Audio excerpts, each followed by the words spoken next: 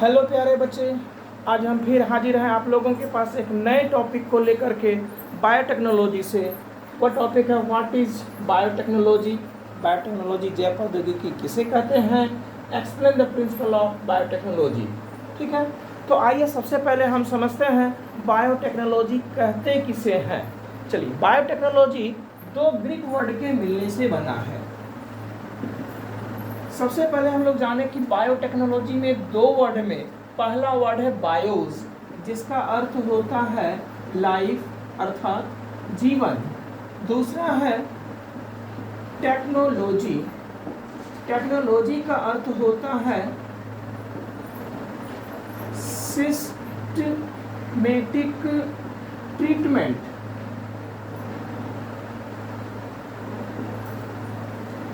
अर्थात हम यह कह सकते हैं सिस्टमेटिक ट्रीटमेंट, क्रमबद्ध इलाज। ट्रीटमेंट अर्थात इलाज, अर्थात जीवन यानी कि जीवन यानी कि जीवों का इलाज। ठीक है, तो बायोटेक्नोलॉजी का मतलब तो ये तो हमें समझ में आ गई कि बायोटेक्नोलॉजी किसे कहते हैं। बायोस मतलब लाइफ अर्थात जीवन, और टेक्नोलॉजी अर्थात सिस्टमेटिक ट्रीटमेंट। ठीक है बच्चों, इसमें सबसे पहले अगर हम लोग यह समझें कि बायोटेक्नोलॉजी का प्रारंभ कहाँ से हुआ है, तो बायोटेक्नोलॉजी का प्रारंभ बहुत प्राचीन युगों से ही चलता चला आ रहा है।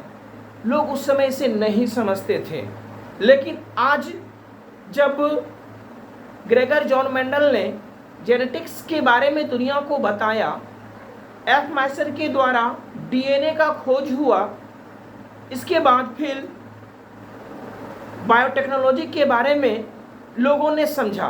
वो कब समझा? ये बायोटेक्नोलॉजी शब्द जो आया वह 1919 ईस्वी में आया।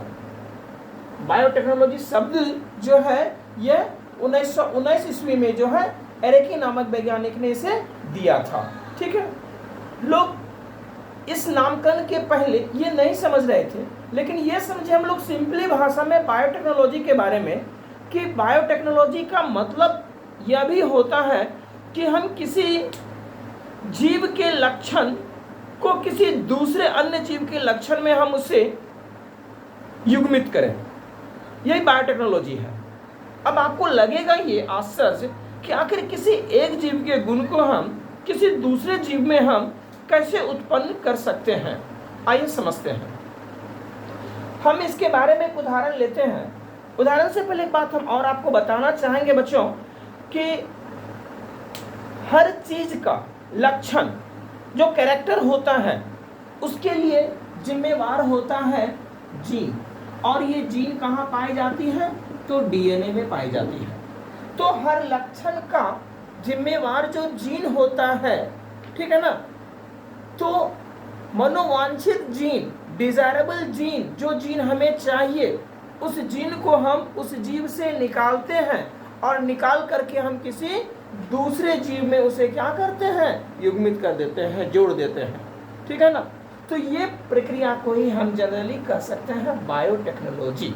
ठीक है, तो इस प्रोसेस में अगर हम ये और समझें, सबसे पहले इसके डिफिनेशन को भी समझें कि बायोटेक्नोलॉजी का डिफिनेशन क्या है। तो बायोटेक्नोलॉजी के डिफिनेशन के बारे में हम यह कह सकते हैं कि मानव के उपयोग में लाने के लिए, मानव के उपयोग के लिए हम किसी दूसरे सूक्ष्म जीव से, पौधों से या जीवों से प्राप्त कोशिकाओं के जीन से जो किसी अन्य जीवों या पौधों या सूक्ष्म जीवों में उसे हम युग्मित करते हैं और वह मानव कल्याण के लिए उपयोगी होता है, यही बायोटेक्नोलॉजी कहलाता है। तो इस बायोटेक्नोलॉजी में जीन के हम एक अच्छे उदाहरण देके आपको हम समझाते हैं इस चीज को। जैसे मान लिया जाए कि कोई एक ऐसा जीव जिसमें नाइट्रोजन फिक्सेशन करने की क्षमता होती है। हम जानते हैं राइजोबियम एक ऐसा सूक्ष्म जीव है, बैक्टीरिया है, जिसमें नाइट्रोजन फिक्सेशन करने की क्षमता होती है। क्योंकि प्लांट जो पोषक तत्व को लेता है वो डायरेक्ट नाइट्रोजन के रूप में नहीं लेता है, बल्कि वो नाइट्रेट के रूप में लेता है। तो जब पौधा नाइट्रोजन को नाइट्रेट के रूप में लेता है और ये राइजोबियम वायुमंडलीय एटमॉस्फेरिक नाइट्रोजन को नाइट्रेट में कन्वर्ट करता है, तब जाकर के पौधे उसे अपने पोषक तत्व के रूप में ग्रहण करते हैं। ठीक है, तो इस राइजोबियम में कोई ना कोई वैसा जीन है जो क्या करता है, जो नाइट्रोजन फिक्सेशन करने का लक्षण को उत्पन्न करता है राइजोबियम में। तो उस जीन को हम निकाल करके हम इसे एक ऐसे प्लांट में युग्मित करेंगे जिस प्लांट में क्या नहीं है, इस प्लांट में कौन सा कैरेक्टर नहीं है, नाइट्रोजन फिक्सेशन करने का, यानी नाइट्रोजन को नाइट्रेट में कन्वर्ट करने का क्षमता नहीं है।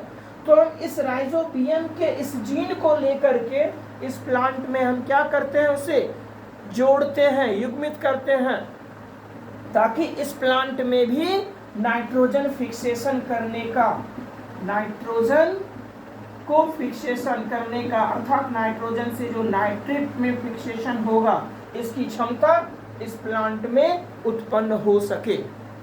समझ गए बात को?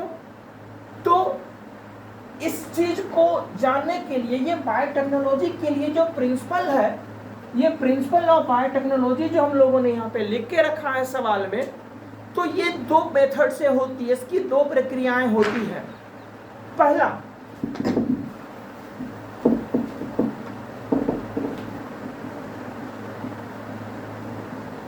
जेनेटिक इंजीनियरिंग और दूसरा केमिकल इंजीनियरिंग। तो देखिए, जेनेटिक इंजीनियरिंग में ही हम क्या करते हैं, डिजायरेबल जीन, डिजायरेबल डीएनए को ले करके उस जीव से, जिस जीव में यह जीन है को ले करके हम किसी दूसरे जीवों में जोड़ते हैं। ये जेनेटिक इंजीनियरिंग के माध्यम से इसे हम कर सकते हैं। ठीक है ना? और केमिकल इंजीनियरिंग में फिर क्या होता है, तो केमिकल इंजीनियरिंग में संदूषित वातावरण में, अर्थात ऐसा वातावरण जिसमें सूक्ष्म जीव अनुपस्थित है, वह प्रेजेंट नहीं है, क्योंकि अगर हम सूक्ष्म जीव के प्रेजेंटेशन में अगर हम ऐसे वर्क को करने का प्रयास करेंगे तो अभी हम मैक्रोजीव का भी नाम ले रहे हैं, वो भी वहाँ पे हाजिर हो जाएगा। तो क्या हो जाएगा, हमारा यह प्रोसेस गलत हो जाएगा, नहीं कर पाएंगे। ठीक है ना? तो इसीलिए हम क्या करते हैं, सूक्ष्म जीव नहीं हो, संदूषित वातावरण में हम किसी नए उत्पादों को बनाने का प्रयास करते हैं। जैसे हमें प्रोटीन का तैयारी करना है, हमें इंसुलिन बनाना है, हमें एंटीबायोटिक्स बनाना है, हमें किसी प्रकार का एंजाइम को बनाना है। यह सब चीज हम सूक्ष्म जीव से ही हम बनाते हैं, लेकिन उसमें अगर किसी बाहरी सूक्ष्म जीव का अगर प्रवेश हो जाए तो यह जो भी चीज हम बनाने का इनमें से प्रयास करेंगे वह चीज नहीं बनेगा। इसी प्रोसेस को कहते हैं बच्चों केमिकल इंजीनियरिंग। तो दो प्रिंसिपल है बायोटेक्नोलॉजी के, एक है जेनेटिक इंजीनियरिंग और दूसरा है केमिकल इंजीनियरिंग। समझ गए बच्चों? अब यहाँ पर हम समझते हैं कि जेनेटिक इंजीनियरिंग का खोज सर्वप्रथम पॉल बर्ग नामक वैज्ञानिक ने किया था, लेकिन इसका खोज का मुख्य श्रेय जो जाता है वह 1973 में जाता है। किनको जाता है? ये दो वैज्ञानिक ने मिल करके इस पर अपना वर्क किए थे।